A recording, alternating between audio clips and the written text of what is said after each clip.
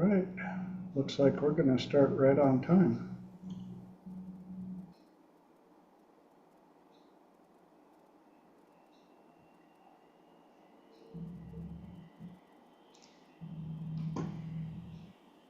And we did.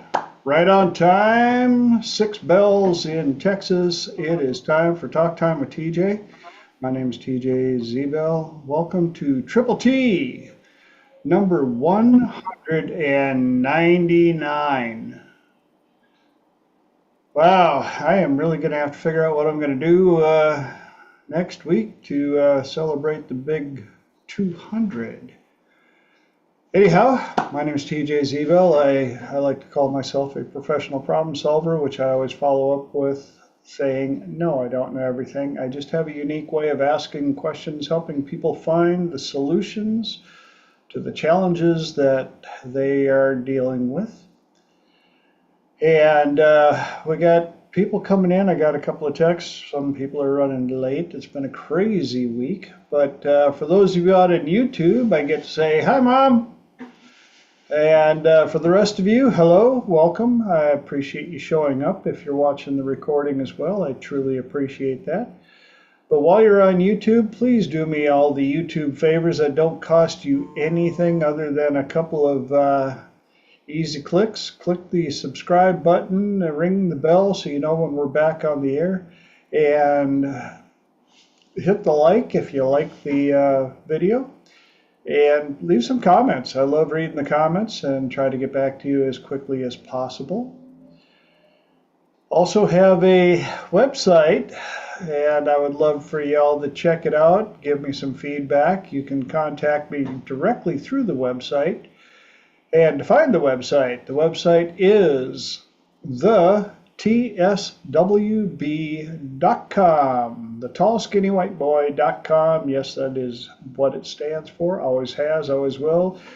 Been that way since way before the internet. So whatever else you find on the internet is wrong. It's the Tall Skinny White Boy. And we got a bunch of information on there. Bunch of stuff about me, and actually if you click on the About tab, you get access to my document that gives a history of how I got here and all the professions I've been part of, some of my certifications, and a list of some of the classes that I teach. It's only 6 pages long. Yeah, it's been a crazy life. But it also will show you some of the things that I get to do. I get to help people with depression, anxiety, phobias, PTSD, grief, relationship, a lot of relationship stuff, bunch of classes that I get to teach and help people with. If I left anything out, let me know. You guys have been around for a while, but we're going to go into introducing the tie of the week. Yes, it's a little something I started back in 2024. And feeling a little Taz crazy tonight. I felt like that before. Yes, I resemble that remark quite often. So, little Taz for all you Taz people out there. Yeah, and for those of you that are joining for the very first time or watching the recording for the very first time, the way this works, it's a 2-hour show, and I try to cover 3 topics that I've picked for the week in the first hour. And then in the second hour, the magic happens where it's open mic, open platform. Anybody on the call can bring up a question or a topic, and I let the people on the call answer first because I like to learn as well. And after everybody has answered, if I feel there's still something I can add, that's when I add my 2 centavos. Take a little break, and I want to hear from you guys. Tell me something that was cool from the last 7 days since we've been here. Who's got something they would love to share? Really? Nothing exciting happened in the last 7 days for you guys? I was gonna wait. I'll happily chime in. I missed all of you last week, so I hope you're doing well. I got to teach a workshop, my workshop on my stuff, which is super exciting, to other professionals on Thursday, and it was an all-day workshop, and I was absolutely over the moon. If I could have cried happy tears and not looked like a crazy person, I totally would have. And I met some great people at the conference, and then I did my keynote on Friday, which was really exciting, and so many good things. I've been crying on and off all day long because of happy tears and just what an amazing experience it was at the Mid-America conference, the spectacular people that were there, who we got to connect with, who we got to talk with and share things with and teach. And it was just absolutely extraordinary. And I can't say enough good things. So, but yes, true story about crying on and off all day long. And we will be covering more of that Yes. tonight. Anybody else got anything cool they want to share from the last 7 days? Sometimes no news is good news, I guess, as long as we're. Mark. Yeah, I did a live seminar on anxiety, and the treatment of anxiety, and it's good to know that again, a few new terms, a few new statistics, but nothing. It was good to know that I haven't been left in the dust as far as treatment modalities. So. Yeah. So the same stuff I'm doing, just like I said, sometimes it's just a pig with new lipstick, but As long as it still likes to dance. hey, Yeehaw. it's it.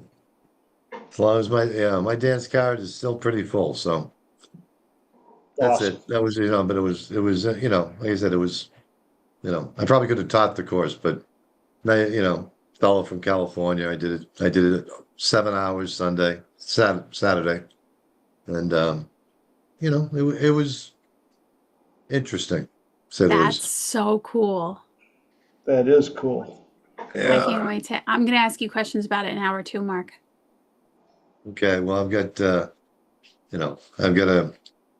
like I said, I've got a few notes, so I'll be ready. That Cool. is awesome. Anybody else got something they want to share? Or is it time to dive into the topics of the week? Yep. And the topics of the week are Hypno Conference recap. You knew that one was coming. Olympic worry and life's vehicle. Well, let's get into it. You already got a little bit of info from it. It was quite the weekend. I'm going to need a vacation from my vacation, but I've got so many notes and so many cool experiences. And as Lenora noted, she did an awesome job teaching her class. I got to videotape it and got to listen to the people that attended and get certified in it. And the questions that they asked. And yes, I was lucky enough to be there to learn as well. So great information. And then she gets up and does a killer keynote along with the rest of the people there. And yeah, if you've been to a number of these types of conferences, I would say one of the best comments I heard about what set this one apart is this one was put together by an entertainer. Totally agree. Yeah, and so a lot of action, a lot of fun, a lot of things. Rich Guzzi and Jelana did an amazing job. They, again, because of the background that they're from. It was a lot of fun, a lot of activity, a lot of cool people. We got to meet people that were there for the very first time, showed up just because one lady showed up simply because she ran across Chase Hughes's podcast. And she's a nurse and got interested in that and found out that he was going to be speaking here. So she showed up. Another lady was also a nurse who had been hypnotized 20 years ago and had always had kind of a minor interest in it. And now she's getting to where she's about ready to get out of the industry at the tender young age of 70, and thought she would find some skills in something that wasn't quite so hard on the body. And she showed up, did a wonderful job. And anything you want to add to that? It was extraordinary how many first-time people were there. Because in my speech, one of the questions that I asked was, whose first time is it at Mid-America? And I'm kidding you not, more than half the room went up. And I was blown away. And there were people, somebody in my class was from Detroit, and 2 others were from Germany. And they came to the US just for this conference. And it was completely inspiring and also wild, mind-blowing. Very much so. Yeah. I was very surprised when you asked that question, that the amount of hands that came up for first timers. Let's see what else. Might as well jump into note taking here. One of the speakers that I attended, Steve Ream. Big shout out to Steve and Conversational Alchemy. The man's incredible. If you ever get a chance to attend one of his classes, I highly recommend it. He is so well versed in conversational hypnosis, conversational alchemy. I would like to quote what he quoted from Bandler, but I am not able to do that yet. I could, but I couldn't. But some of the notes I got from there, one of the things he said was, if you're a script reader, you are the cover band of hypnosis.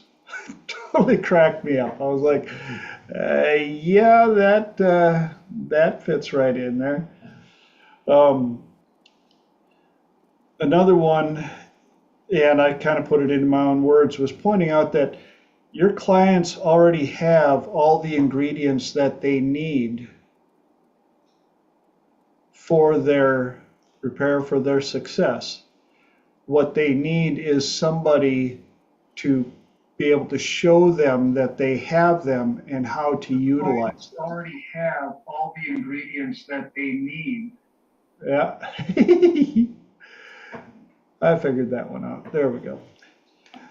And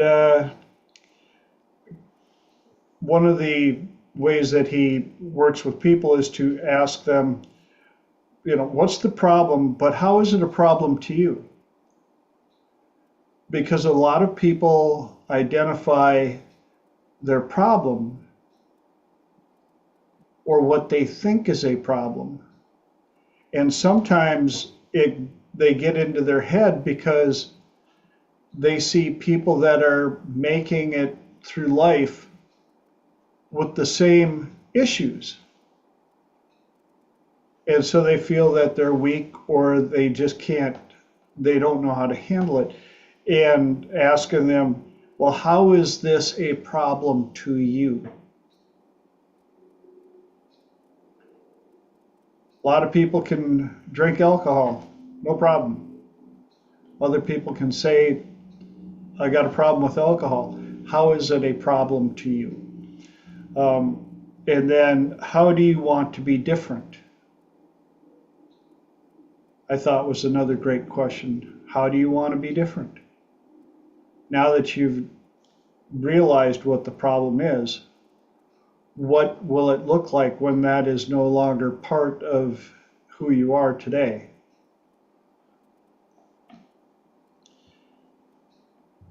And he also brought up a deal called TIP, the trance of infinite possibilities. I missed that one.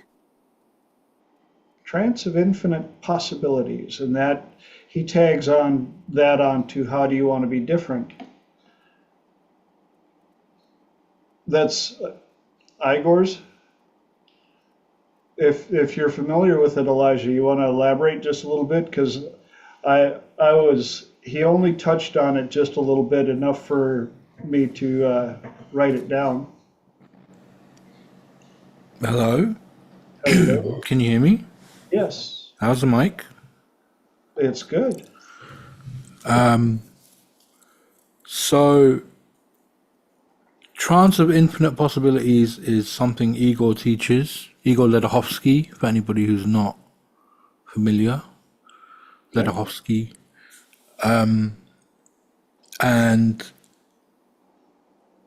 he learned it from John Overdurf. Igor learned it from John Overdurf, but John calls it something different. He calls it a void experience. And basically, A void or a void? 2 words, a void. Thank you. Yeah. An experience where you take a trip to the void. How cute is that? That sounds like a ride. And usually it only really lasts a couple seconds. But a couple seconds is all you really need, because it's a trance of infinite possibilities. You know, it's a place that's very hard to describe in words, but I'm sure we've all been there if we've ever been hypnotized or tranced out. There's a place where there is no real judgment or words, or I don't even know what I'm trying to say, you know? Yeah.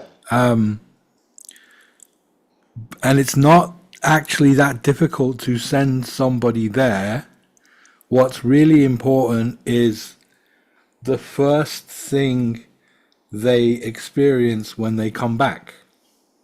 Because when they come back, like if you are sitting there and you're kind of smiling and warmly holding in your mind as a coach. Now, you know, bear in mind, I would like to say, sorry, I know I'm interrupting myself and going off on a tangent mid-sentence, but this may not be how this Steve Ream teaches it. Okay, this is purely, I've never met Steve or know of his work, right? This is my understanding of it. So I just want to make that clear, right? That when this person comes back from this trance of infinite possibilities or the void experience, the first thing they experience, you know, imagine that you were falling, like free falling, and you know it was a little bit out of control, and you try to kind of grab onto something, maybe the stairs or the side or the sofa or the bed or something. You're trying to, you know, because you're falling and you want to grab something to help stabilize, right? It's a feeling like that where you have this need to grab onto something to ground yourself. And so it's very important that the first thing they experience when they come back, their eyes open and they kind of rejoin us here out of the void, to be, as the coach, to be smiling and showing warmth and like holding in your mind their outcome. Because if that's the first thing they see, that's the thing they're going to grab onto. Awesome. You know? And so it's, I'm not really going to go into how you induce a trance of infinite possibilities. It can be done a number of ways. My preference is to use confusion or non-linear inductive language patterns. But yeah, that's my understanding of it. It's just a very brief experience where your mind trips out to the void and you come back with a whole lot of resources because that's all there is there. Infinite possibility. And when you mention, is it Igor or Igor? Igor. When you mentioned his name, that sounded very familiar from Steve's talk. So Right. I'm quite sure that you're correctly in alignment with that. Yeah, Igor has been teaching Transfer Infinite Possibilities for probably more than 10 years. And Igor's teacher is John, or was, one of his teachers was John Overdurf. And that's where I learned the idea of a void experience was from John. Cool. Yeah. Hey, Yeah. Elijah. Oh, sorry. Go ahead. Yep. Elijah, did John learn from Bandler? A little bit, yes. Okay. Yes. John has learned from Bandler and from Grinder, Okay. both of them. Okay. Cool. And he was already I don't know if he was a psychiatrist or a psychologist, but he was already in that field before learning NLP from them or hypnosis from them. And isn't there somebody who's, I want to say his name is Scott, that you guys started to talk about? Jansen? Scott Jansen? Maybe it was like An 2.5, Australian 3 guy? years ago. Yeah. Australian guy. Scott Jansen does conversational hypnosis. He's also pretty good, but I mean, I I know you have a preference. no, he's very good. He's very, very good. If especially if you're learning conversational hypnosis, I'd say he's excellent. If you're already quite, like 5-6 years into it, like I am, then it's a lot of repetition for me. It's a little bit too basic for me. Maybe he Okay. has a more advanced course or something that I would be more interested in. But Scott's very good. If you watch him on YouTube or something, he has some pretty good examples, and he does some pretty cool stuff. Okay. Thank you so much. And if you guys get a chance, look up Steve Ream. His last name is actually spelled Roehm. He's out of Nashville, Tennessee. Super cool guy. Another guy that I got to see, I met him right away, first time there, is Ivan Rose, who is actually from the UK. And he did a great talk, 3 Steps to Sanity, and keeping track and overcoming dialogue, trauma, and self. And he covered a lot of really cool stuff, some thinking rules, making sure that you're keeping track of the thoughts that are running through your mind, especially with overthinking, making sure that you're dealing with facts, evidence, truth, and proof, not taking things too personal, acceptance, expectations, and it was funny because he also brings up not taking yourself too seriously, which somebody corrected, oh, you already said that. And he goes, no, there's a big difference between taking things personally and not taking yourself too seriously. And you guys know me, I don't take myself too serial at all, because if you gotta be cereal, you might as well be a Fruit Loop or Count Chocula, then you get chalky milk when you're done. And making sure that you clear your trauma and praise yourself. Yes, seriously, Elijah, seriousness is a mind killer, and we're all serious about that. Seriously. You see, sorry, may I? Being serious cuts you off from being creative. Yes. That's the thing. It directly inhibits creativity. So you have to, if the more you can kind of let go of whatever it is,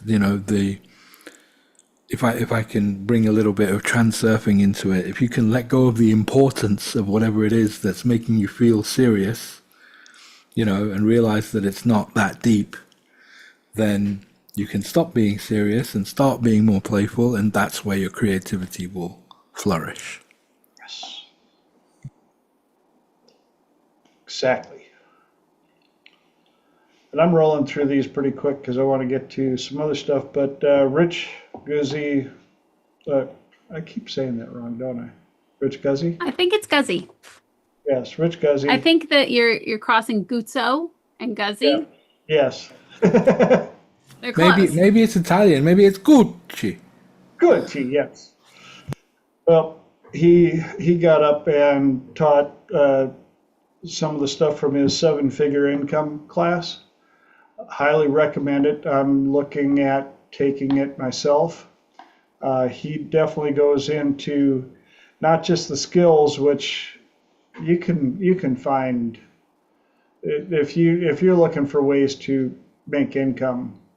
The internet is overfull of people that will give you advice and stuff like that. But Rich also has the ability to go in and find limiting beliefs and clear them out. A couple of things that he did bring up, though, that out of all the stuff that help you get there, skills, marketing, leadership, and outsourcing, there's the it factor.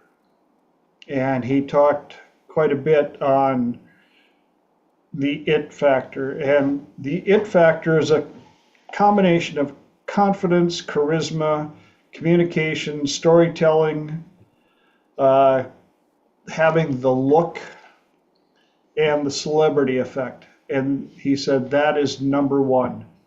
Out of the others, the having skill sets, marketing, and leadership, you can get by on a certain level of those, but if you have the it factor, that will boost every one of those other three. Another point he brought up was 75% of the reason people say yes is because of your authority. Your authority in the field, your authority in the information that you deliver. Another thing he brought up is a great way for building confidence is to tell a story about it to yourself 20 times. Make a positive story about yourself and the outcome, and tell it to yourself at least 20 times.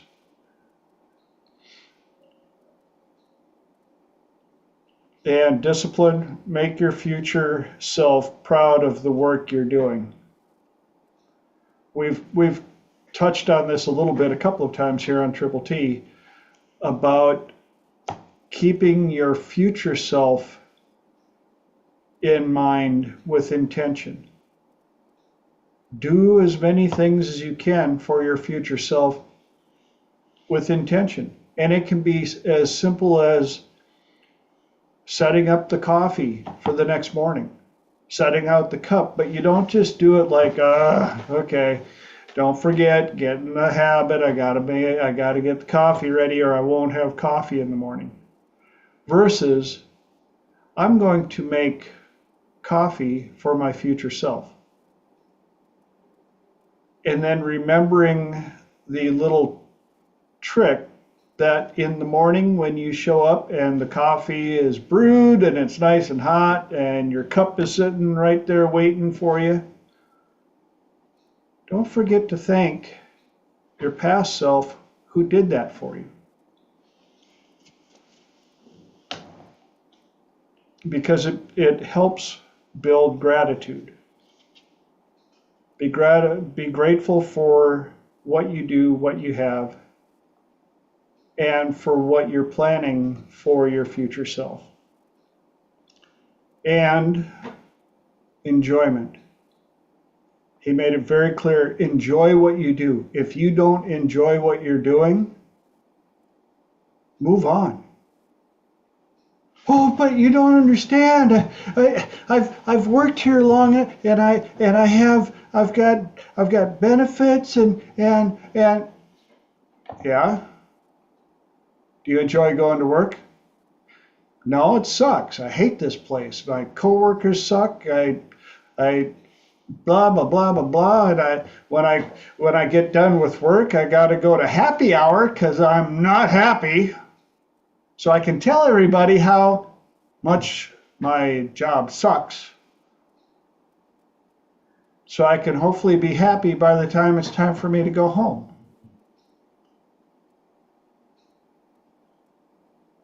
It's not worth it. I know. Been there, done that, still got scar. I've had jobs that got to the point where I literally sat in my car, had my watch synced to the time clock. I knew exactly how many seconds it took for me to get out of my car, get into the office, and punch in. And for the last week, I would open up the door, I would throw up because of the anxiety and all the energy, the bad energy, and I would go in, punch the clock, do my best. And the day that I had another job to go to, the gentleman who I was working with, and I get along with him great. The job sucked the living life out of me. And the day that I got to go in and turn in my keys, I didn't even tell him I was quitting. I didn't have to, because he watched me walk into the building with a completely different energy. And I walked up to the counter next to him, and he looked at me and he goes, "So this is it, huh?" He knew that Ray Charles could see there was my future days at that place were numbered in milliseconds. And so I came up and yeah, he said, "So this is it, huh?" And I said, "Yep." He goes, "Well, thank you for what you've done so far." And I took the keys and I didn't slam, I set them on the counter and I went out in the shop and said goodbye to the people that I got along with. Got back in my truck and I was living paycheck to paycheck. So it's not like I was able to, adios, and that's why I had to stay there. So enjoy what you do. If you do not enjoy what you do, there are plenty of other things out there. If you don't have the marketability skill, work on them when you're done with work. Jim Rohn said it often. You make a living 9 to 5. You make a life 5 to 9. What else we got here? Astrid Harms from she's from Holland, and I'm going to be talking to her more. She is incredibly well versed in tinnitus or tinnitus, potato, and I have tinnitus crazy bad.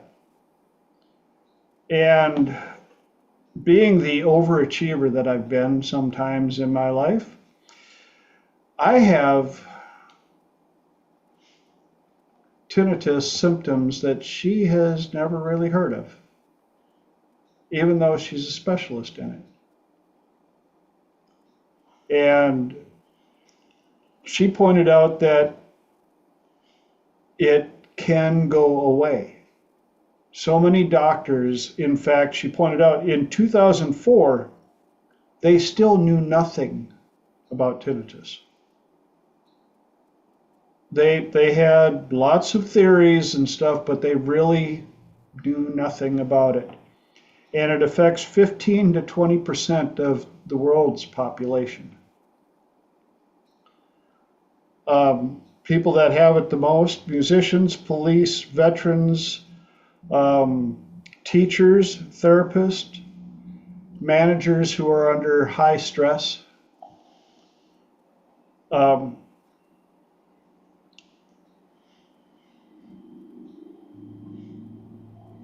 of the 4 groups of causes that they're aware of, it typically is caused by 2 or more of the causes. Rarely is it caused by one single cause. It can happen, but it's typically 2 or more. And they're finding out that it's the vast majority of it is electrical neuro. The mind is actually making up the sounds to compensate for stuff that's lost. I'm the crazy one who gets a tiny little bell in my left ear that ding ding, ding, and it rings with perfect tempo. And when I told her that, she's like, "Really?" I'm like, "You've never heard of that before, I guess?" She goes, "Nope." Let's see, what else?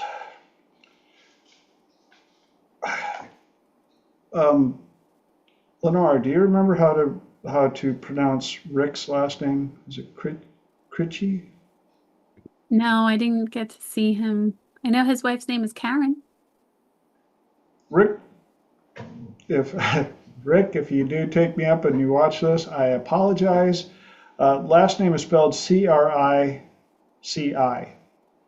and he does a lot of consulting, and brought up what is called the Johari window. Chrissy. Huh? I think Chrissy. Chrissy? That was my first guess. What is called the Johari window. And I've heard it a lot of different ways. Real quick drawing of it is 4 basic blocks, and everything you know and don't know will fit into one of the boxes. On the top, you've got stuff you know, stuff you don't know, stuff other people know, stuff other people don't know. You get to the point where you start out, you don't know what you don't know. Then you figure out what you don't know. Then you start to know it, but you don't know it very well. And you get to the point where you know it unconsciously. You can just do it without having to think. This is a really good thing to study, especially for people that are hard on themselves for, "Oh yeah, but I just don't know how to do that or this." Yeah, you will always be part of that scale. What is your intention? What level do you want to get to on this information? How important is it to you to get to that level? And what do you believe is holding you back from attaining that level?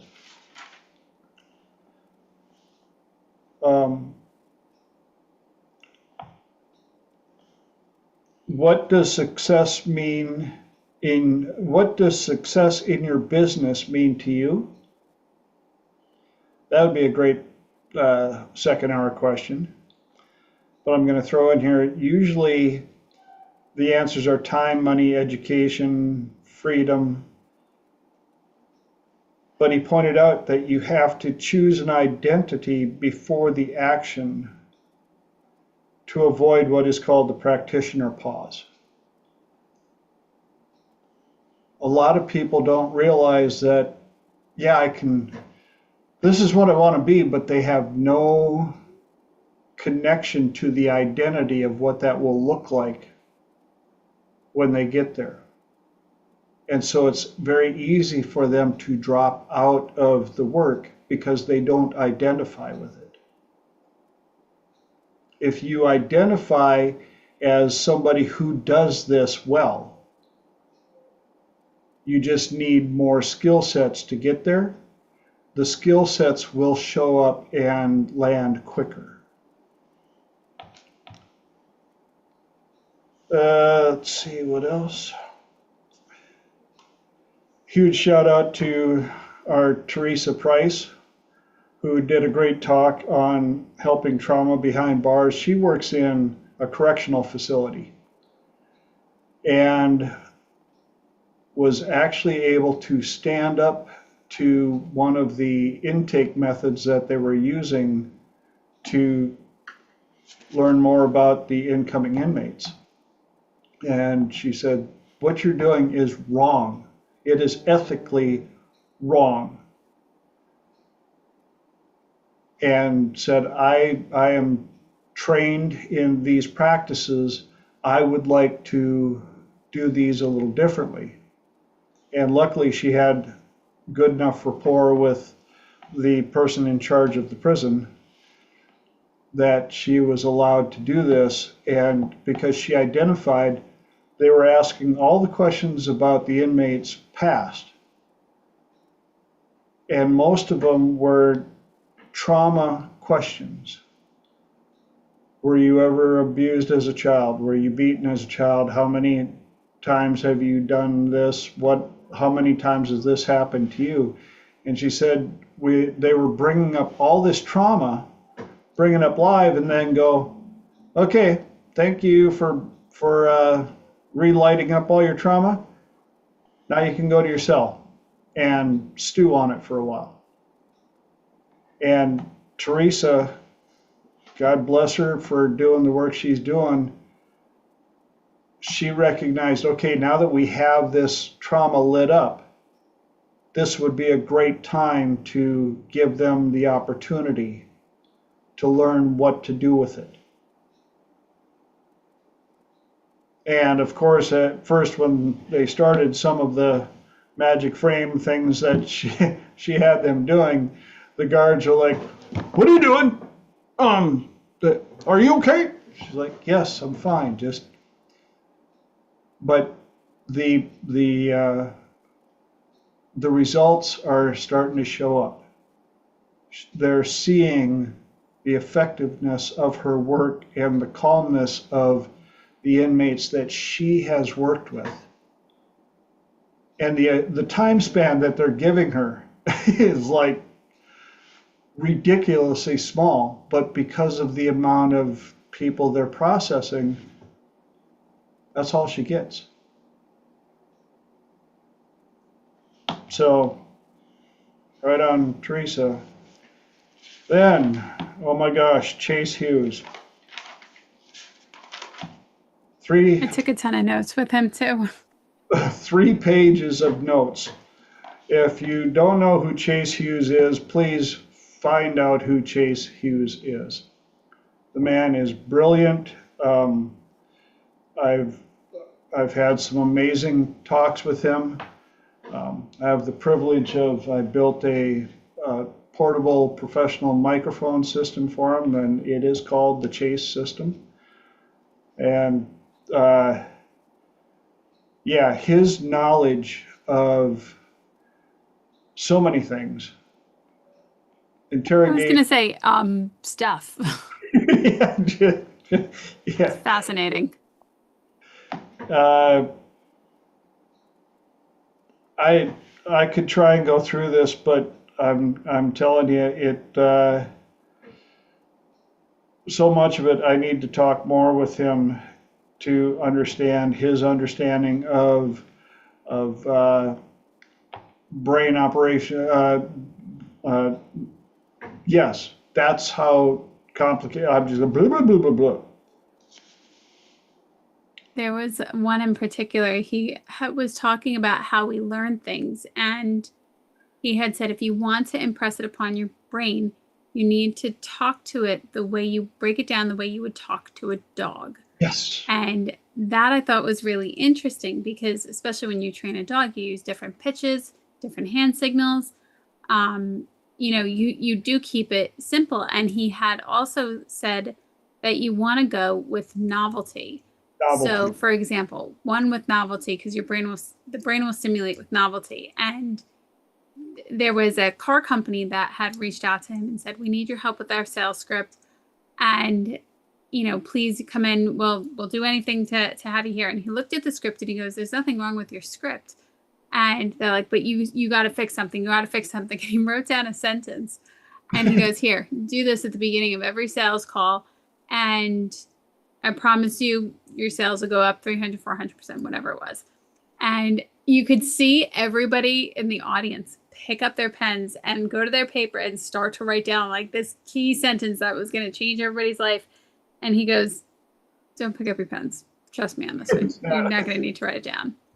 And he says, when somebody picks up the call, or you dial the number, somebody picks up the call and they go, oh shit, I just dropped my dog just ran by, spilled my coffee all over the computer. Can you hold on a second? And he goes, who in here would not wait to see what the other person needed on the other end? And literally you saw everybody in the audience nodding their head going, you're right. Because if you pick up the phone and you're like, hey, I'm from such and such, you immediately slam it down. But because you're giving the brain novelty, you're giving the nice job, Elijah. You're stimulating it in a different way. So automatically the brain is engaged. And then he broke down another one and he calls it FEAR. Yes. You need focus. You need authority.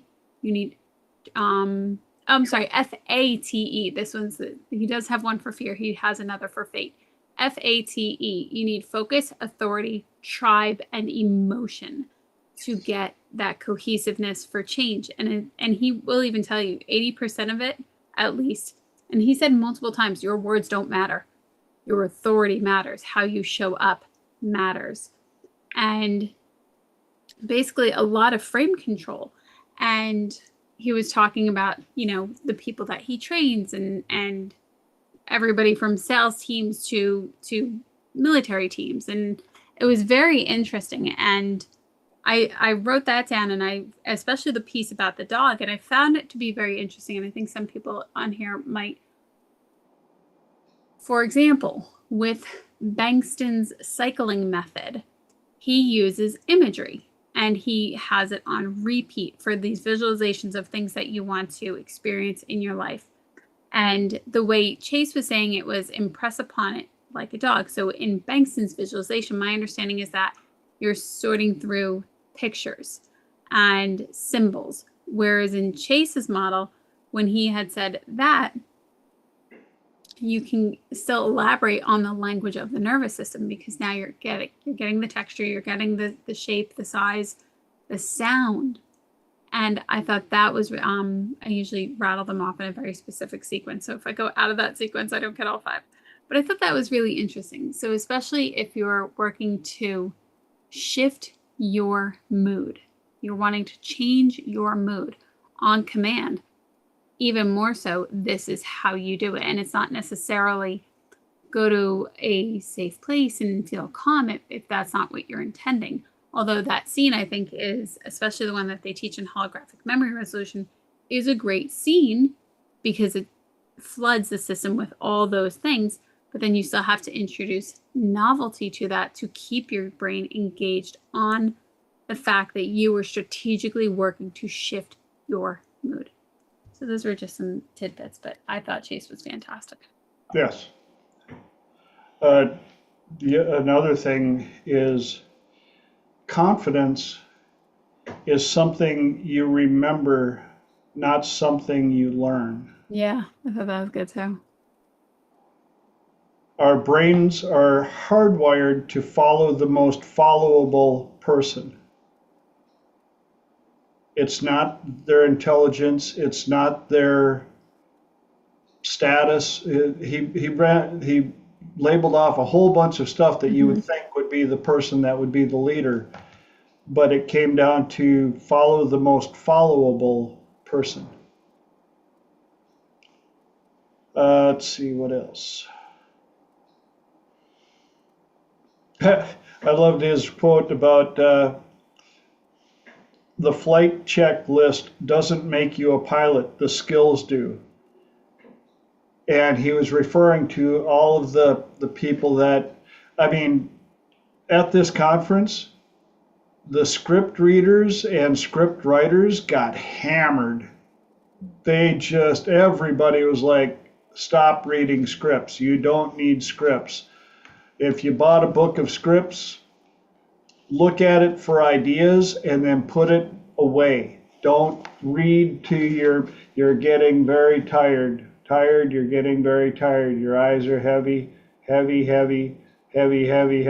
Even Bandler bragged on that.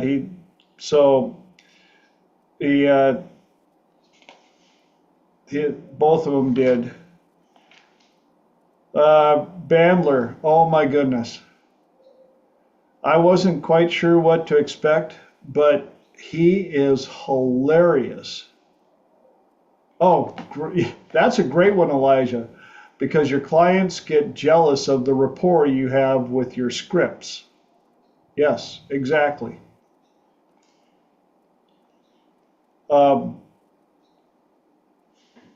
Couple of quick things from Bandler. He was telling so many amazing stories and the man is a legend at open loops and closing the open loops at the end to tie everything in.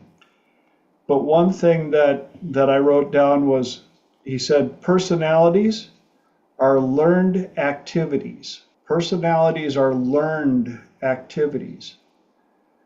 Everybody's got their personality, but it's from so much repetition and input from your environment.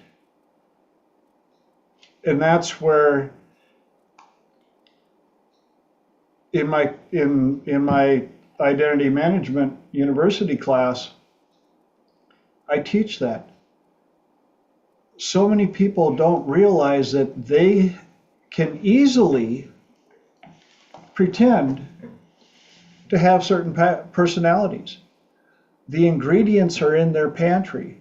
That's one of the things that yeah, Elijah Bandler opens like 20 loops at once. Yes, and keeps track of them all. Blows my mind. But when I do IMU and I have people act out or pretend what they want, what personality they would like to have, they're just accessing learned activities. Their main personality is the one they have practiced the most and are most comfortable with. But when you look at actors, especially method actors and people like that, and people who are highly trained, like CIA, FBI operatives like that, they practice multiple personalities so that they can switch between them at will when needed. Let's see. He called PTSD simply a memory you think about too damn much. And so he called up somebody from the crowd. He said, who has PTSD? Who thinks that they have PTSD? Is it some, and PTSD to the point where you think about it more than 10 minutes a day. And the lady came up and he was asking her, and he goes, I don't need to know what it is, but do you think about it at least 10 minutes a day?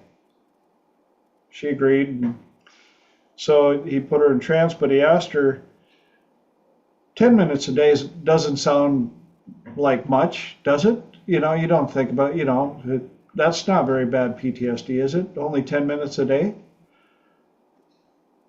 But if you multiply that by 365 days in a year, and then you take that number and you multiply it by the next 10 years,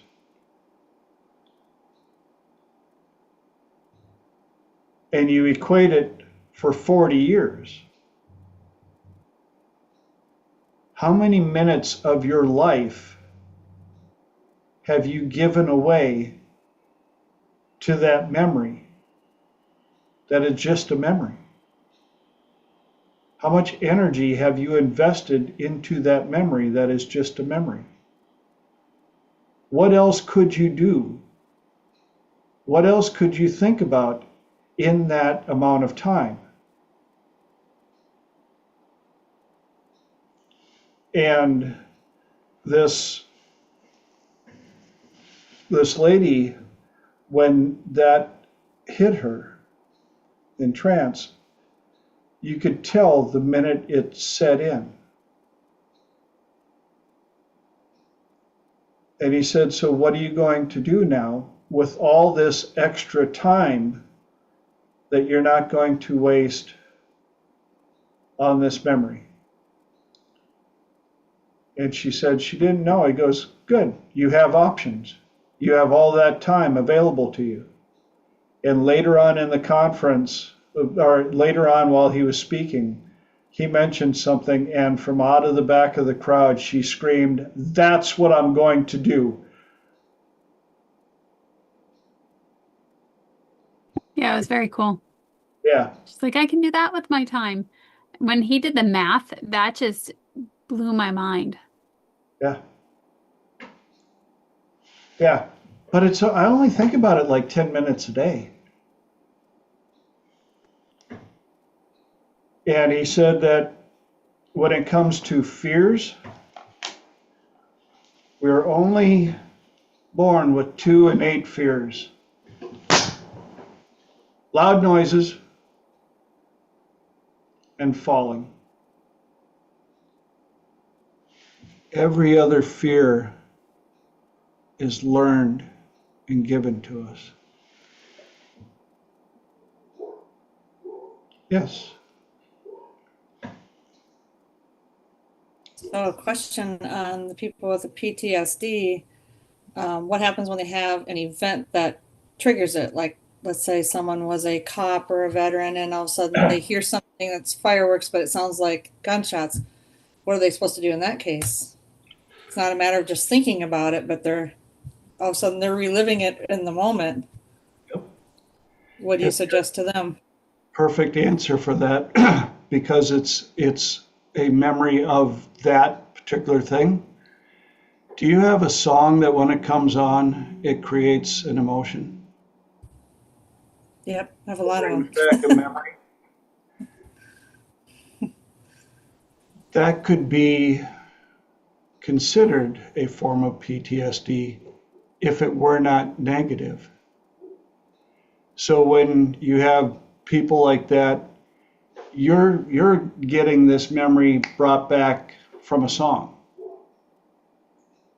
They're getting a memory brought back by a sound or something else, only the memory is intense and it's not positive. Now, not to get too graphic here, but I mean, if it was a sound that allowed you to experience the end of intimate coupling, we'll call it, would that still be PTSD, or would it be, it would depend on how intense it was, how you reacted, and where you were in public, right? And so when he brought back the alternate, what could you do instead? Do you want to hang on to that memory And he went in and allowed her to get rid of the memory of that one thing that she kept thinking about that no longer exists, that isn't there anymore. She couldn't remember what it was that she was obsessing over 10 minutes a day. But she knew that she now had 10 minutes more of every day to think of something else. By using NLP. Mm-hmm. Yeah, it was watching him work, man, and the stories that he has are just hilarious and mildly scary. I mean, I would not want to torque that dude off because he's got a wicked sense of humor. And as you can tell, it was an amazing conference because we were able to talk about it all the way to the top of the hour. Didn't get to any other topics. I manifested that. Thank you, I think, maybe. So those of you that are out on YouTube watching live, and for those of you watching the recording, this is where the changeover happens. Hour number 2, now it's time to open it up to open mic, open platform. Anybody on the call can ask a question, bring up a topic, and anybody on the call gets to answer first. So this is where we usually get some dead air. Hopefully not tonight. Who's got the first question or topic for the night? You're almost there, yes. Put it all, yeah. Oh, Maine. Yes. I didn't know if anybody else was going to chime in. We're not playing that game anymore. If somebody else wants to play, you guys can stumble over each other and then do the kind squirrel. You go for, no, after you, really, after you. No, go ahead. So if nobody else has one, Lenora is starting off with the question of? I was very interested in conversational hypnosis or conversational work, and I had messaged Elijah because I was thinking of him so much over the whole week, especially with how fluidly some people do it and how people say they do it, but they don't do it. And you can tell that they're still working through it. But for example, like Steve and Elijah, it becomes so second nature to them. And especially with the patterning of their voice and how they pace, it is absolutely stunning. And I was really intimidated by it when I first heard about it. And now, having seen it for a couple of years, and especially having experienced it by these other practitioners who do it so beautifully, such as Elijah, I'm starting to lean into it. And I was curious as to what people like about it, or what also scares them about it that they don't go into it. So I don't know if anybody had any experiences about their dive into the conversational hypnosis world, and what really is the big thing. Because I think for the longest time, I thought it was intentionally confusing somebody, because your brain gets so tired. And for example, James C2, he used to be phenomenal at conversational hypnosis, and he worked very closely with Bandler. But if you go back to any of the work that James has done online, you just see people, boom, and they go so quickly into, Elijah emerged. Good morning, sir. You started talking about one of my favorite things. So the night ninja or the morning ninja. So it's fascinating and also very intimidating. So I'd like to not be so intimidated by it, because I don't want to be like, no, this is too hard, and check out.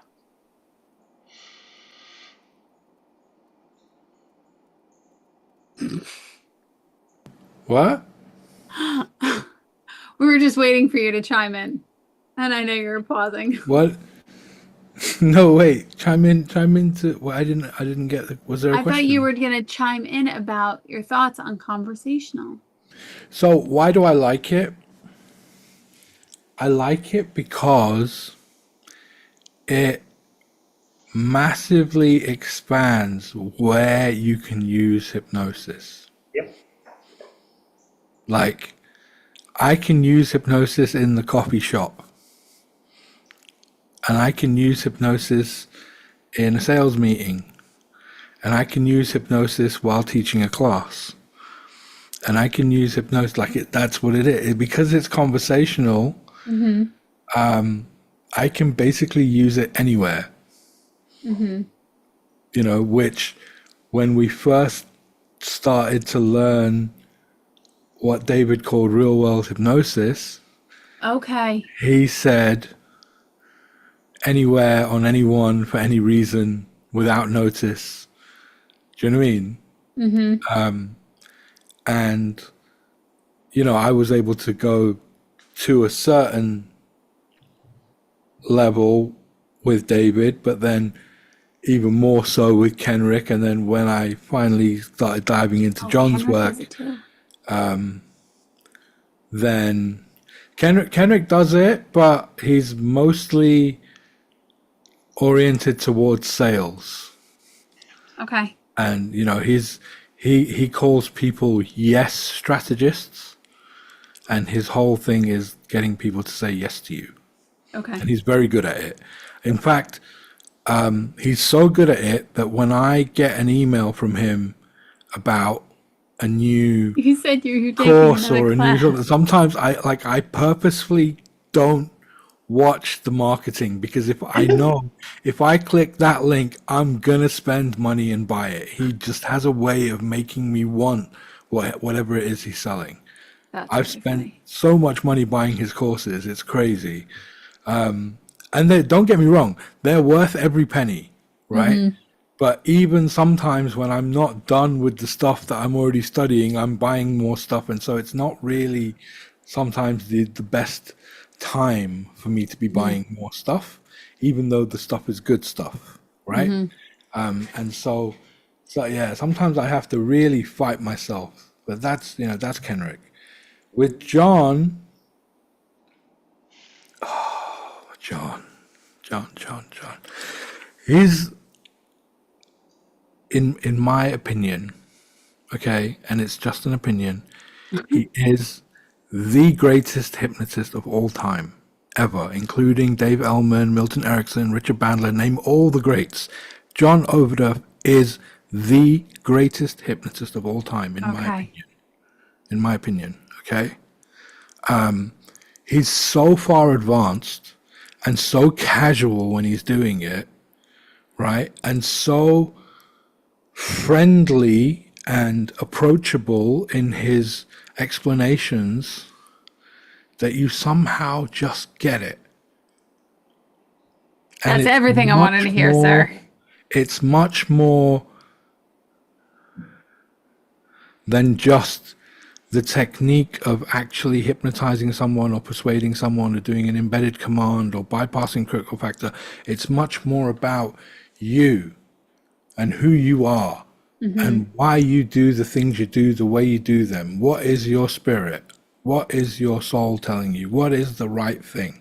What does it mean to be fulfilling something that your heart is truly excited by and wants to be? Okay. Right? It's about identity. It's about who you are. It's about all Everything I kinds of wanted. things that are way beyond than just being a practitioner. It's a personal development thing. At least that's how I interpreted it. I don't know Yeah. if everybody interprets it that way, but that's how I interpreted it, and it really affected me in a very positive way. You know, and that's that's some of why I love what conversational hypnosis is. Can it be dangerous? I think anything can be. It could potentially be dangerous but only really if no, I don't think it can. I think you know, like you say, anything can be, Hmm. but I also believe in the kind of natural Well, we've talked about the moral inner code too. mistrust that you might have in someone, or the, Hmm. you know, like if someone is speaking to you and you get like a icky feeling, or a, you know, this kind of like this person's not congruent or something. I think Hmm. that is your natural defense against it. And I think if you learn to trust yourself a little bit, then you will be safe I agree from with that. that kind of thing. Yeah. Chase brought up a really good way to understand it. If if you still feel good after talking with somebody, after they've left, if you've been away from them for a bit and you still feel good, mark that. But if you feel good talking to somebody and then shortly after they leave, all of a sudden you feel icky or off or weird, you have to pay special attention to that. That's one of the indicators of manipulation or stuff like that. I thought that was rather profound.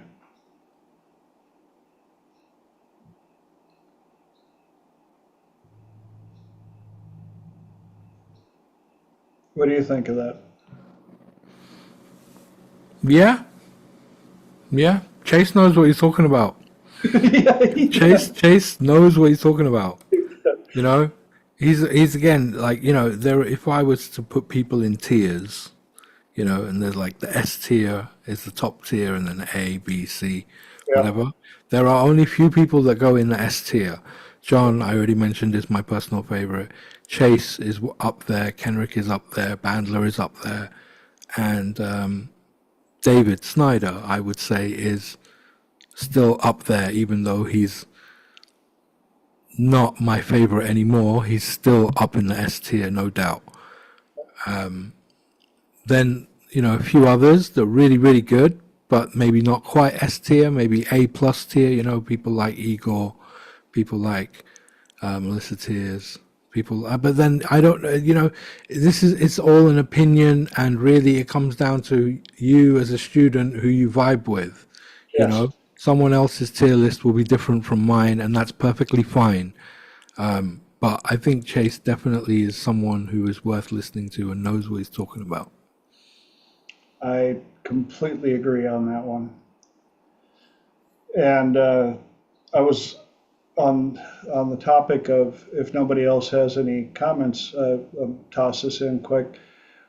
Steve Ream was the first person that I watched on stage doing full-fledged conversational hypnosis. He did it at the Platinum Hypnosis Conference in San Diego. I believe that was in early 2020, late 2019, and he was up there, and if you've ever yeah, okay, thank you, Holly. February of 2020, and if you've ever seen him in class or teaching, he has this way. He comes up and he goes, "Yeah, I have no idea what I'm going to talk about. We're just going to talk about some stuff, some cool stuff," and then he just goes right into it and starts doing his conversational alchemy verbiage. And at Platinum, he brought up a volunteer who was dealing with stuff who I had been working with, and with the work I'd been doing with this person, we'd got it under control. And then just before Steve was going to get up, this guy came up to me and he said, "Man, one of the attendees pulled something on me and unraveled all this stuff, and I'm spiraling and I'm just losing my stuff." And I was so glad when Steve asked for any volunteers, and this guy raised his hand and was called up there. And so I'm sitting there going, okay, I can hardly wait to see this. And Steve just chatted with the guy. And from the outside, it looked like just an average conversation. There was no close your eyes, no muscle relaxation, no this or that. And in a matter of minutes, he uncovered what I'd been chipping away at for a year. And he opened it up and just went, threw it away. That quick. And that hit, I was like, I got to learn how to do that.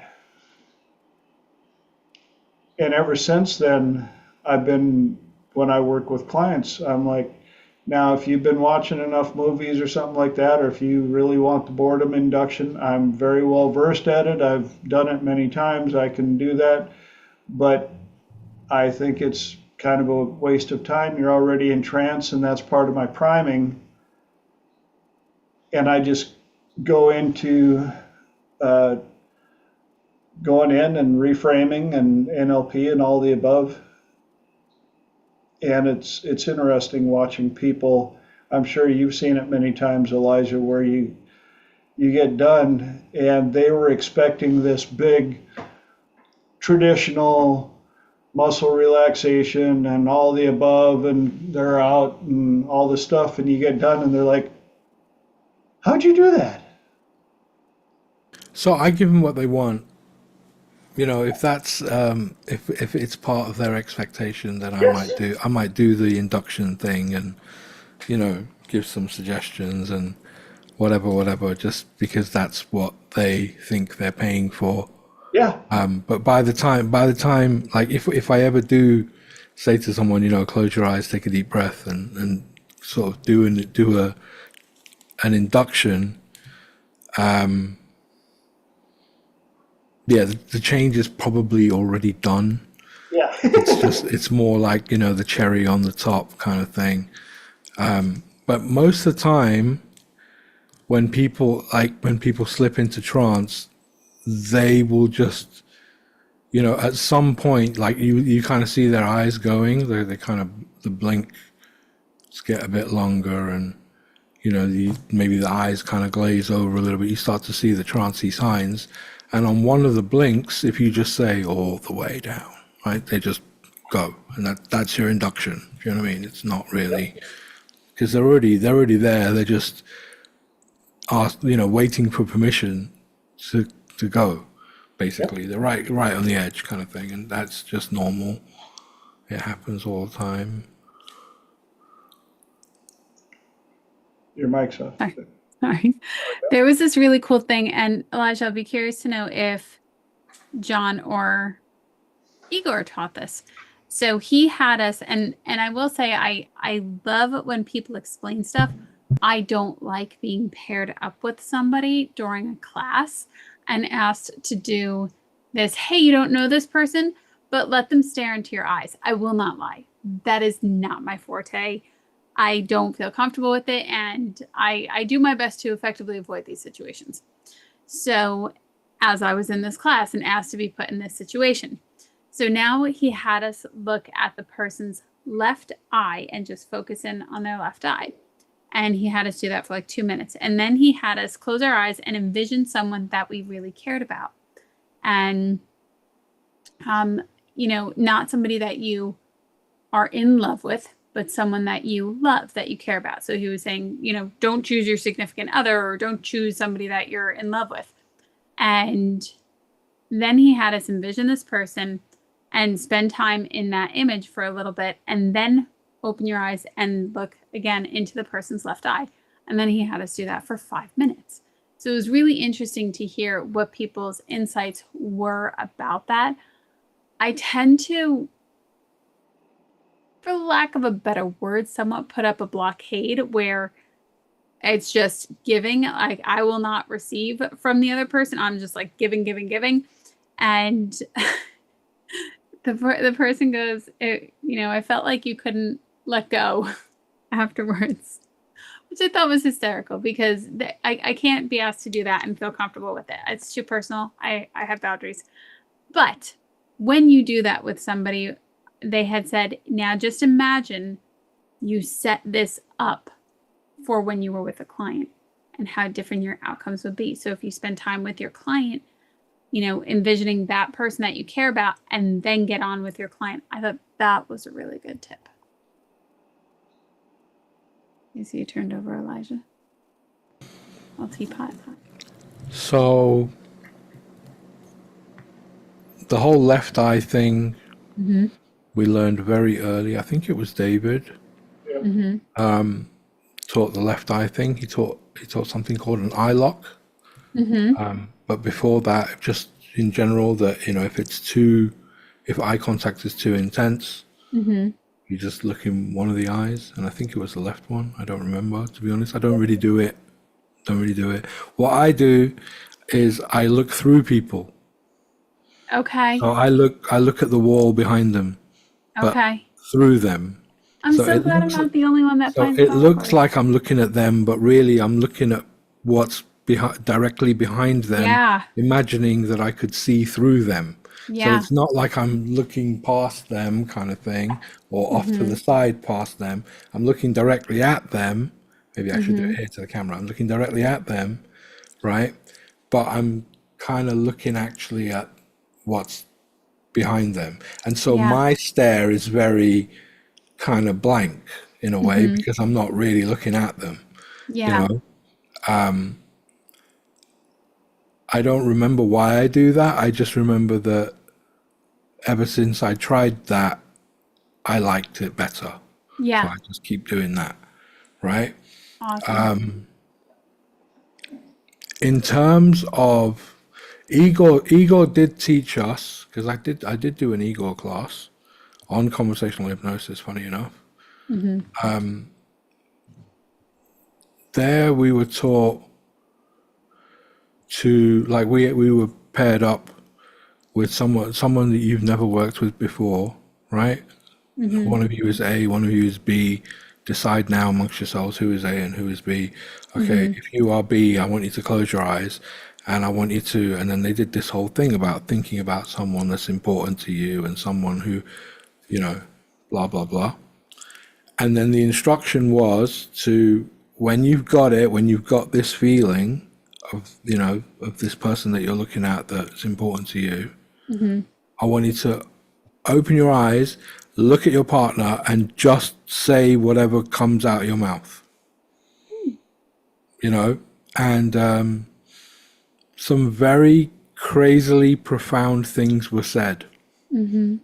Right? Both ways. I would imagine. When I was A and when I was B, right? And it was really an exercise in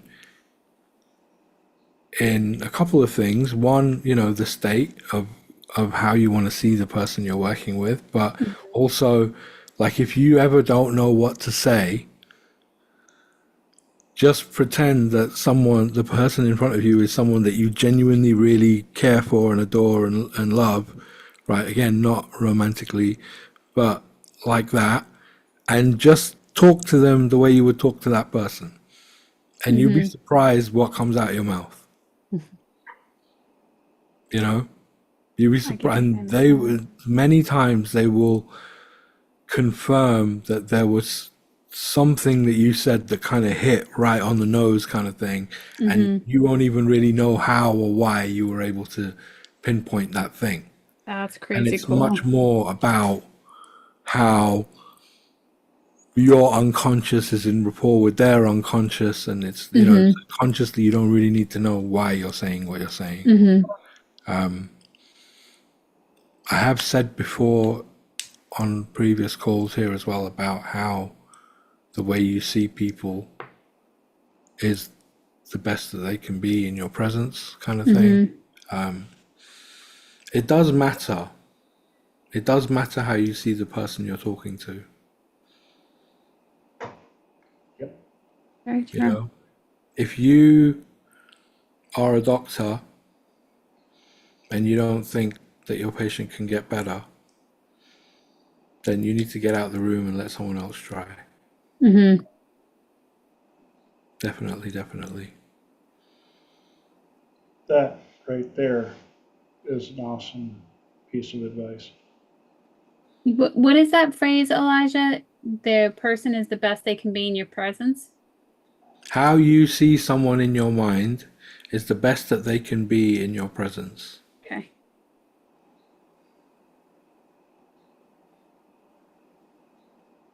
Holly, So just a thought with all of this. I can't even remember where I heard this. It was not in the hypnosis community at all.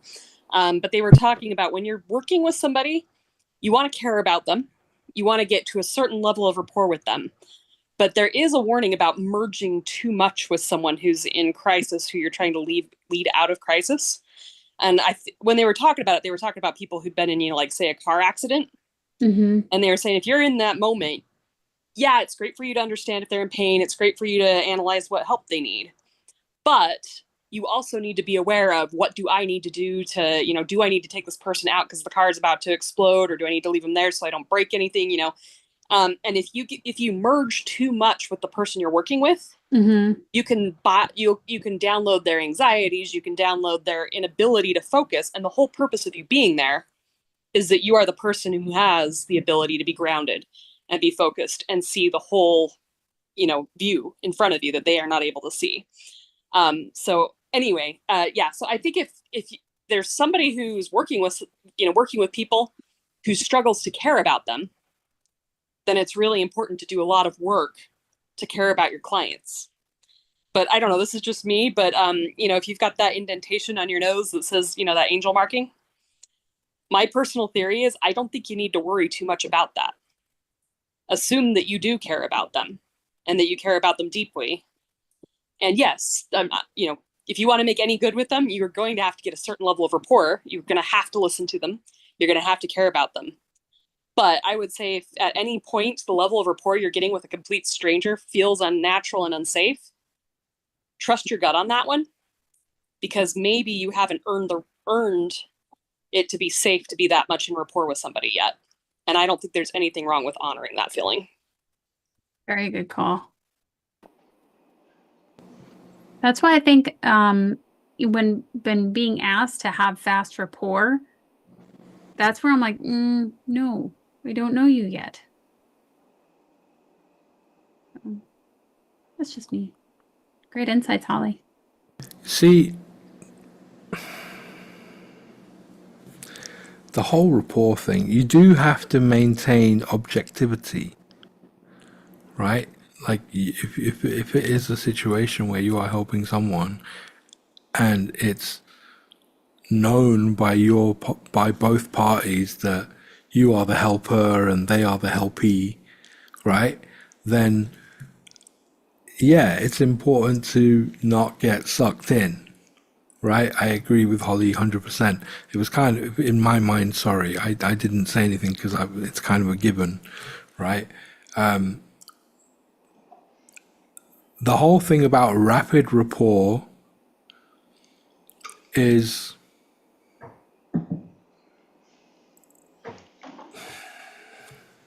it needs to feel natural. Yeah. Like it can't feel forced. That's the thing. When people do a technique to gain rapport, then you can tell that they're doing a technique. It's kind of obvious, right? If somebody echoes for me, I hate when people echo my words, right? Because for me it sticks out like a sore thumb, right? When yeah, I know. Right? I don't mind it if it's done artfully, right? If it's done artfully, if it's done in a way that feels natural, right? Then I love it actually just as much as everyone else loves it. But the moment it feels forced, it's going to break my rapport with you so strongly. I'm just going to be like, no, you need to stop, right? And so we've all had experiences where we've met someone for the very first time and that person ended up becoming a really important friend. and you just hit it off right from the first minute, right? And in those moments, having that strong rapport almost immediately was not scary. Okay, so if it feels natural like that, then cool. And if you can make it feel natural like that, you're going to go really far. Okay, but the moment it feels forced, then I kind of agree with what Lenora's saying, in that no, you don't know me yet. You need to back up and let's do this in a way that is more natural, right? Right? But the thing is, there are ways to make it feel natural. So, you can learn that too, if you wanted to. I'm so glad you brought that up, Elijah, because where it is most prevalent is in class during the exercises, because it's new and most of the students don't understand the balance and the ratio of what should be echoed. And they'll start with parroting, where they're trying to repeat 80% of the sentence. Or they'll, and they're working so hard that it feels manufactured. Which, when it feels manufactured, you lose the congruency there. And a number of students will say, I don't like doing that, it just feels weird. Because when they're getting it back in the exercise, it feels even more weird, because they know what's being done. Yeah, it wasn't properly calibrated.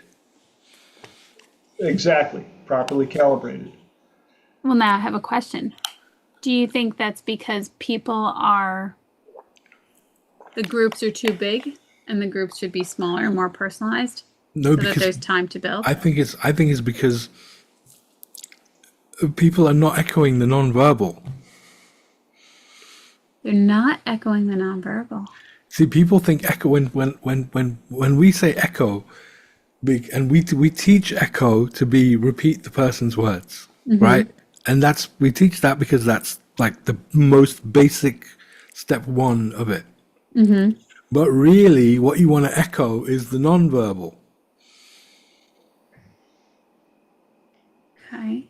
You don't want to echo the words. You want to echo the feelings. You want to echo the state. I'm just like you. That's what it is. If I'm just like you, then we must be friends. And when that gets combined with the words that they offered you, that's when it gets even stronger. Hi, Fran. Awesome. Yes, Mark, kinesthetic rapport. Okay. I'll wait. I have a question, but I'll wait.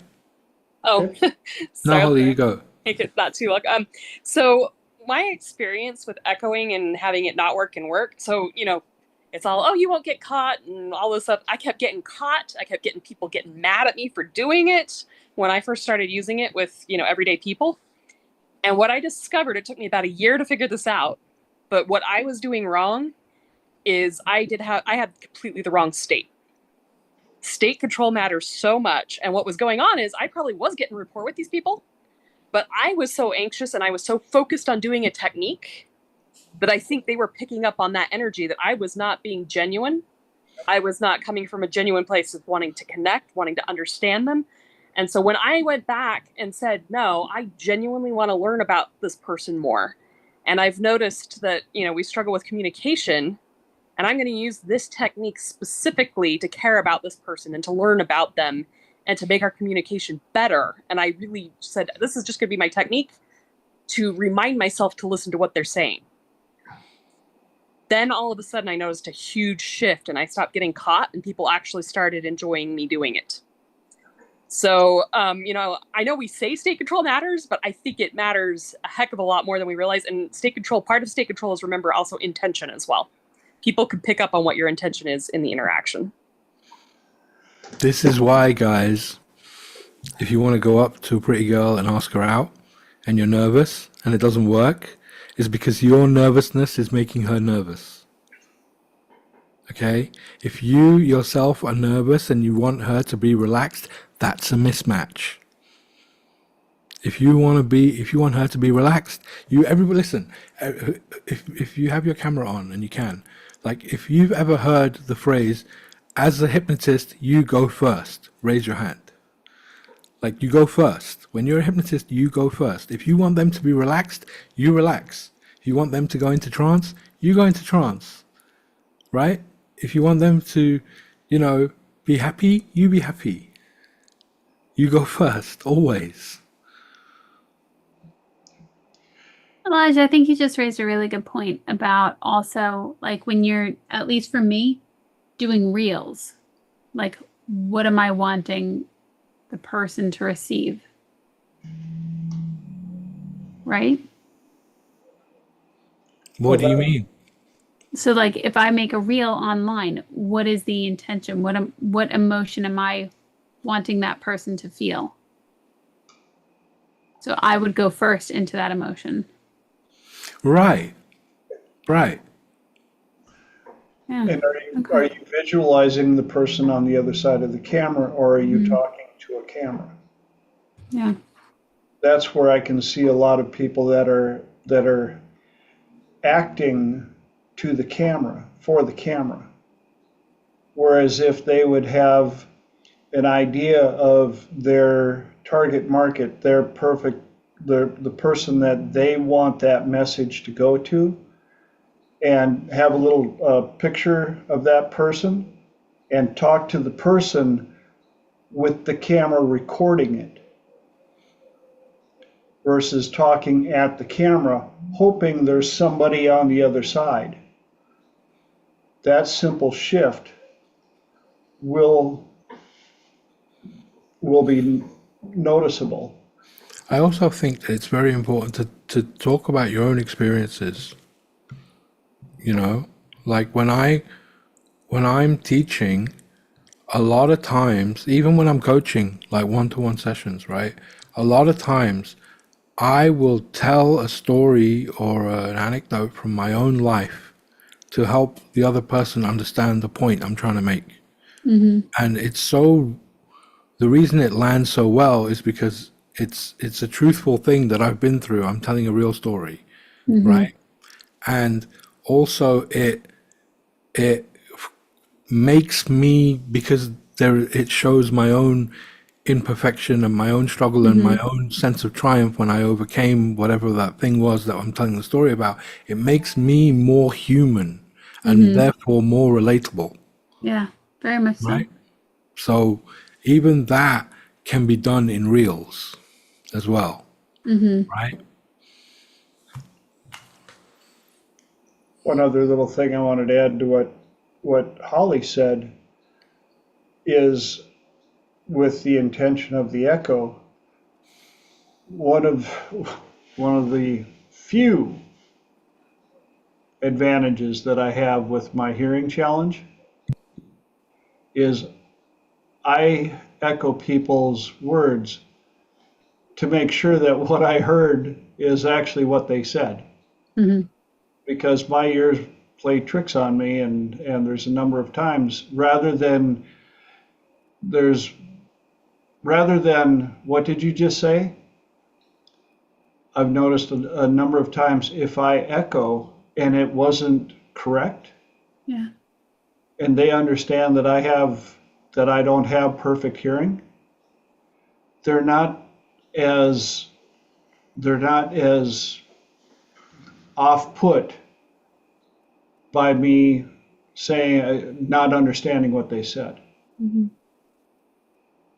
I want to chip in with Holly's comments that intention is everything, and caring about the person changes any echoing completely. So, yeah, intention, and if it's for the other person, not for you, it makes all the difference in the world. Or if that's the intention, Absolutely. changes the energy. I'm so glad you brought that up, Fran. Yes, 100%. Elijah. I got an email from Kenrick. I'm spending money tomorrow.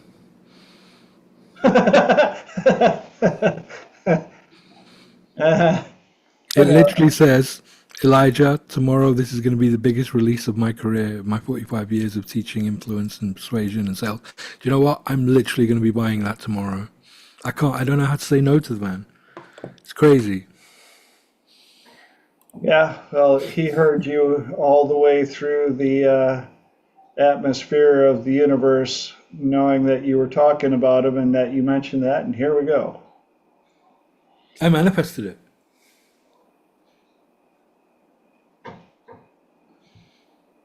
It's easy when Indeed, you you know did how. create that.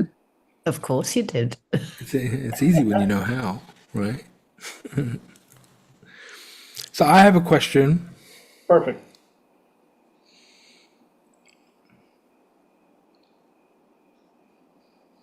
I forgot the word. Intuition. What is intuition? Great question.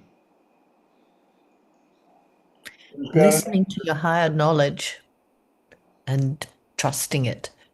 It's that quiet little voice that we ignore. But yeah, which one's the real one? Which one's wishful That was thinking? my real follow-up question. You're a genius, Fran. You read my mind. Because I obviously people know what intuition is. You know, dictionary definition of, oh, it's when you just know or whatever. But like, how do you know when you know? And how do you know which of the internal inklings are the right one versus the ones that are the smokescreen? It's tricky, really tricky. But it's only practice, I think, that gets you there, and trusting and being prepared to make mistakes. But again, when it's high stakes, mistakes can be kind of scary. Wait, But say that again. High stakes mistakes. I like high that. stakes I mean, mistakes. I wouldn't like to make high stakes mistakes, but I like that it kind of rhymed. There are, you know, the unconscious mind does love rhyme. And High it's the stakes higher the mistakes. stakes that it's the most difficult to make the distinction between what's real intuition and what's wishfulness. Right, and then the whole transurfing thing about making things less important, it kind of ties in, right? It's like because Absolutely. I've been reviewing it. Yeah. Oh, so the high stakes may not be as high as I think they are.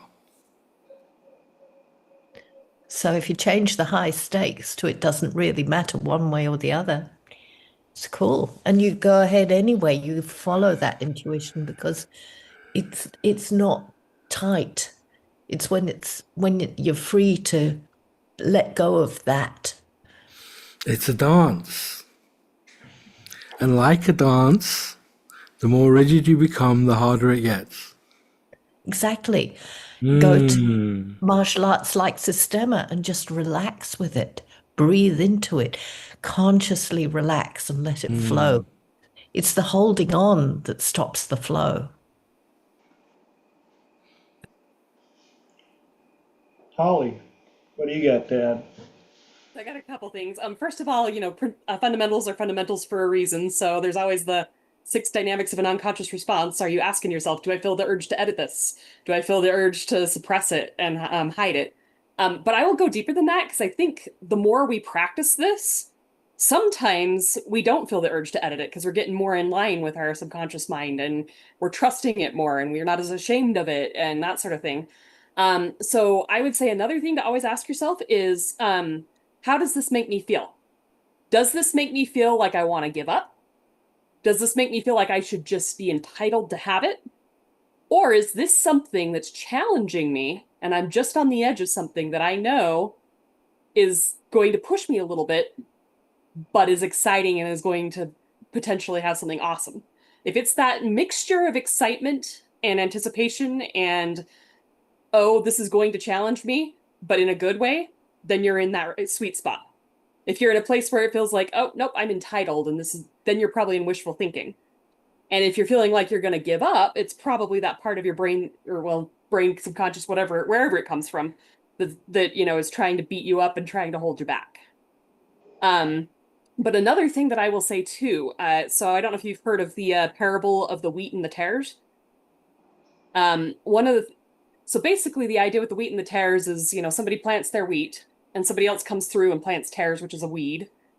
And one of the things that's a problem with wheat and tares is when they first start growing, they look the same, roughly the same. And their roots get entangled. And sometimes you can't tell the difference at first. But the key is if you let them grow up and mature, once you've given them time to mature, you will be able to tell what is wheat, the stuff that you want to harvest, and what is tares, the stuff you want to burn and throw away. So one of the other things too is if you can't tell the difference, maybe you're in a wheat and tare scenario, and you just need to give yourself space to let them grow. And as soon as you give them space to let them grow, it will become very obvious which one's which. So, ask your subconscious, is this a wheat and tare scenario? Or is this one of those, hey, this is something that's, it's exciting, but it's also a little bit scary because I'm pushing myself a little bit more. I'm getting outside my comfort zone. That is the telltale sign. You don't even need to wait. But if it is something you're not sure, that's okay. Give it time. You'll be able to figure it out. Great answer. Fran.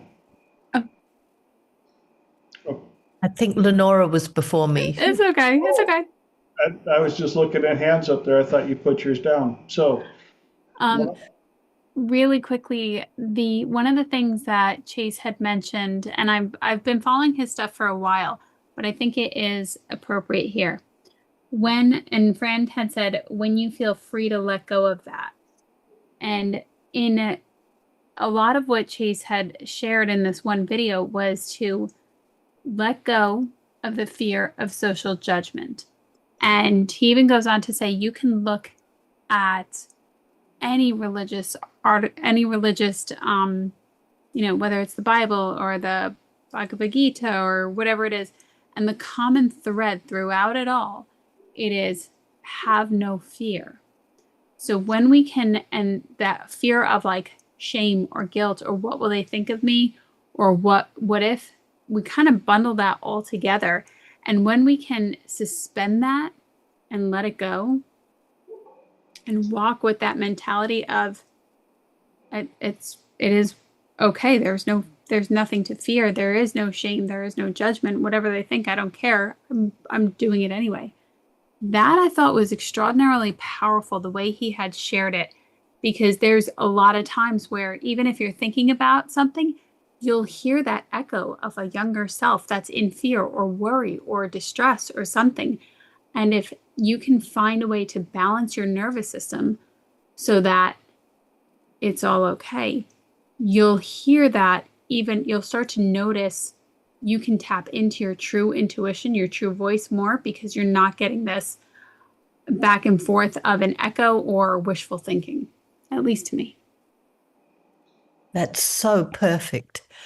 And that absolutely leads into what I love to say, which is we often get tied up because we're embarrassed or ashamed of wanting, needing so much. And we don't give ourselves, we're so afraid of failure, and we don't give ourselves permission to fail or even enjoy failure. If you can actually change that fear of failure into not caring or having an adventure. Little silly side story. When I'm driving, I live in the country. We have no traffic lights. When I go to the city, I don't have that frequent visits and I quite often lose my way. So I now allow extra time. I allow a 20-minute adventure of finding a different way to go wherever I'm going. So if you can change your perspective into fearing or being tight or not having time for this detour, if you can make it a fun adventure, it changes everything. And then you can relax and then you can flow with the intuition And that feeling, it's all about that feeling inside. And when you're tight, you can't feel that feeling of, yes, this is right, this is flow, this is intuition. But if it's fun, it's so much easier to distinguish the wishful thinking from the actual intuition, in my opinion. Great answer, as always. Mark. Yeah, I'm going to say some things, like I said, that everybody here knows. So, but I just wanted to restate it. But, circling back to what Elijah was saying, you can't force intuition. Okay. But the subconscious always answers first. It's always soft. It always feels like you're making it up, and then the conscious mind tries to get in there and edit it. Kind of like the drunk girl at the karaoke night. She won't let go of the mic. So, but I know you guys already know that. So I just wanted to state the merely obvious about, intuition. But and some people have said, well, I can't hear that soft voice. I said, listen harder. That was awesome. Holly. Sorry, one more thing I'll add, and loving what everybody else is saying too. I know you've trained in the Kuji. I don't know if this works as much for you as it does for me, but I've also noticed when I work up through the Kuji and then I do that intuition, the mudra associated with intuition, that's your manifestation, which is totally fine too. But so you've got basically the way I remember it, you've got your Kai and your Jin. So the Kai is the intuition. So you've got your fingers on the outside of the fists. And I think of that as the fingers are on the outside looking in. So that's your Jin. You've got your fingers in the webbing. So put your fingers on the outside of the fists. Outside. Fingers on the outside.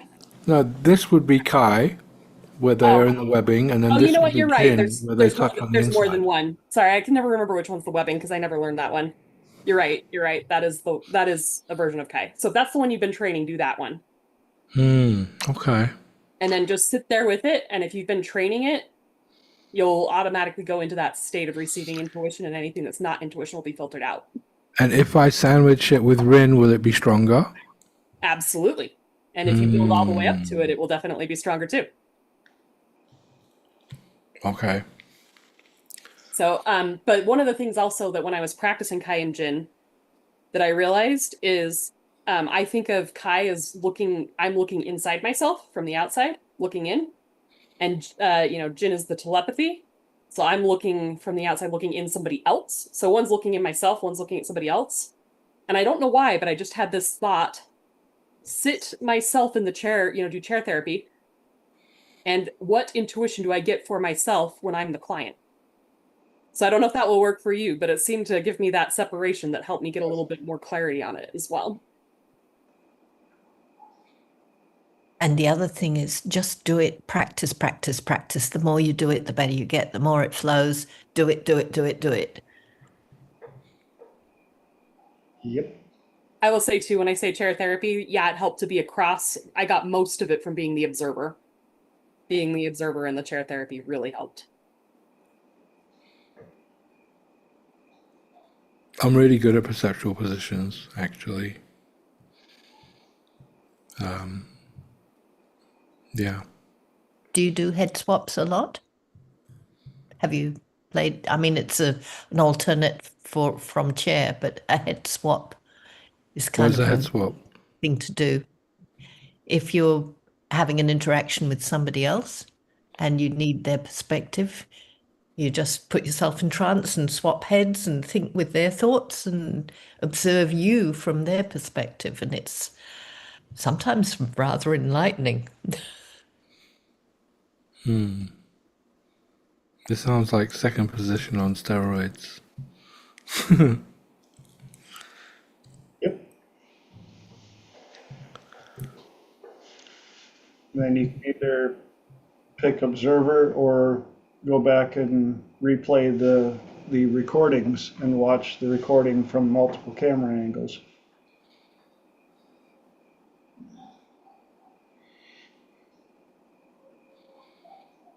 Okay, we got 6 minis left.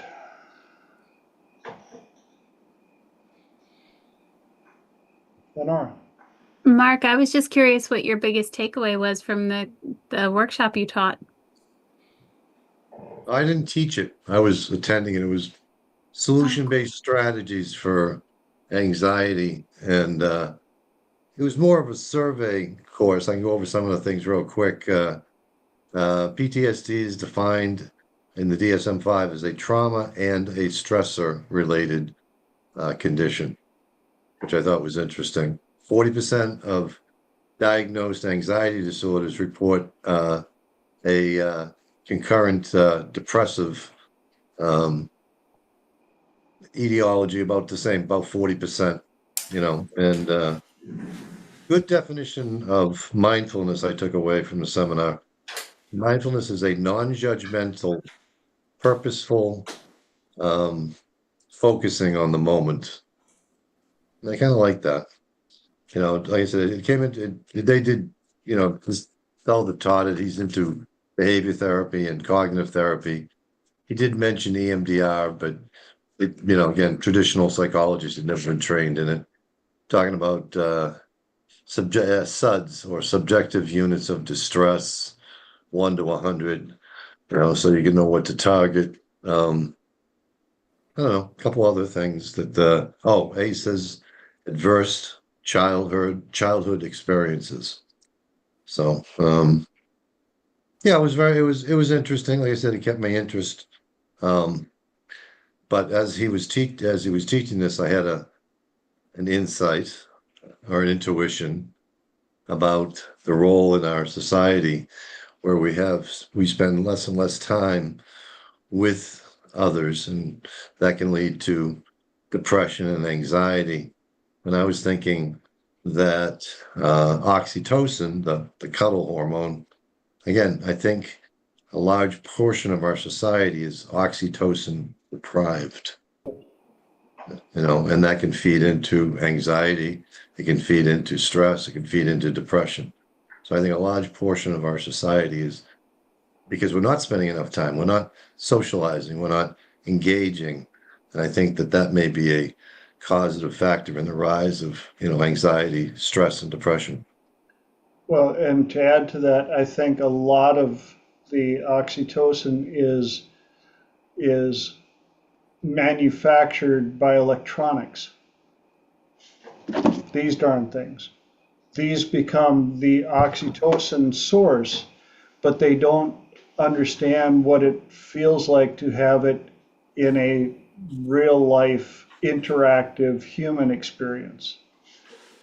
And this can only supply so much in only a certain style, especially when they're on there believing that the people that are on Facebook and stuff like that are actually leading the amazing life that they portray.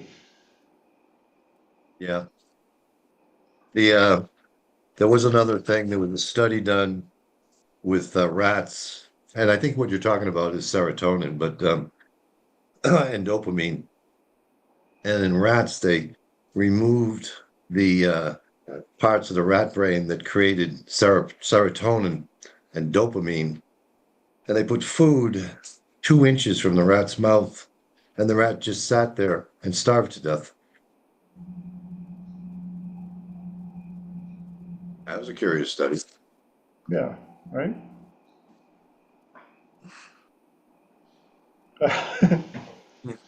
We're all addicts to our brain chemicals, whether it be adrenaline when we're young, serotonin, dopamine, Yeah.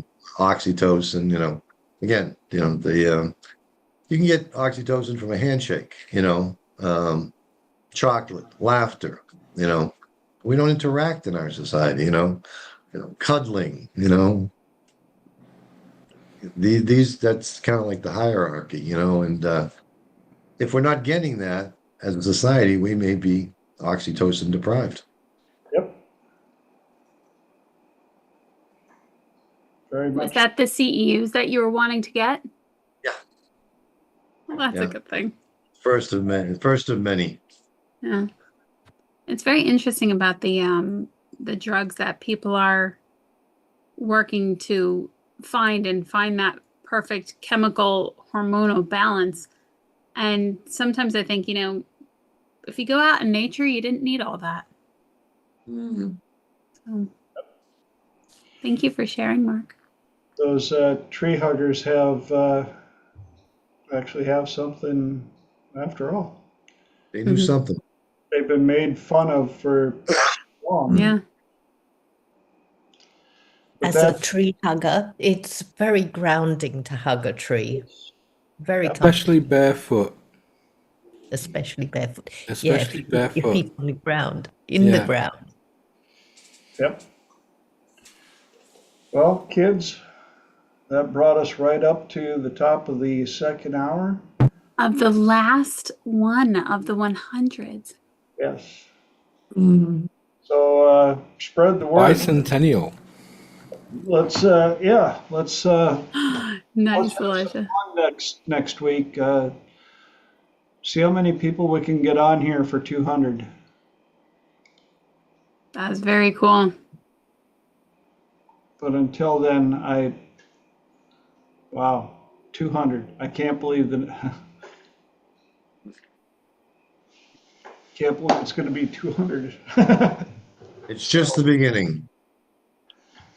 Thank you guys. I appreciate you sticking around and helping me out getting this far.